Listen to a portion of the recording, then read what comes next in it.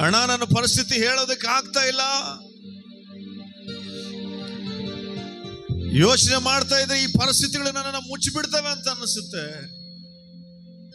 ಬೆಂಕಿಯ ಬಲೆಯಂತೆ ಎದ್ದೇಳ್ತದವೆ, ಎಲ್ಲೋ ಸುಟ್ಟೋಗ್ತೀನಿ ಅನ್ನೋ ಭಯ, ನಂಬಿಕೆಯಲ್ಲಿ ಕುಗ್ಗಿ ಹೋಗಿದ್ದಾನೆ.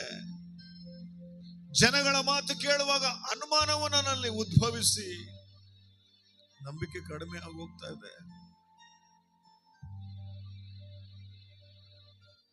ಆದ್ರೆ ಒಂದು ಶುಭವಾರ್ತೆ, ಎಲ್ಲ ಪರಿಸ್ಥಿತಿಗಳನ್ನ ತನ್ನ ಹತೋಟಲ್ಲಿ ಇಟ್ಟುಕೊಂಡು ನಿನ್ನ ಬದುಕಿನಲ್ಲಿ ಎದುರಾಗಿರುವಂತ ಎಲ್ಲ ಪರಿಸ್ಥಿತಿಗಳನ್ನ ತಾರುಮಾರು ಮಾಡಿ ನಿನ್ನನ್ನ ಶಾಂತವಾಗಿ ನಿನ್ನನ್ನ ಸಮಭೂಮಿಯಲ್ಲಿ ನಡೆಸೋದಕ್ಕೆ ಒಬ್ಬ ದೇವರ ಜೊತೆಲೆ ನಡೀತಾ ಇದ್ದಾನೆ.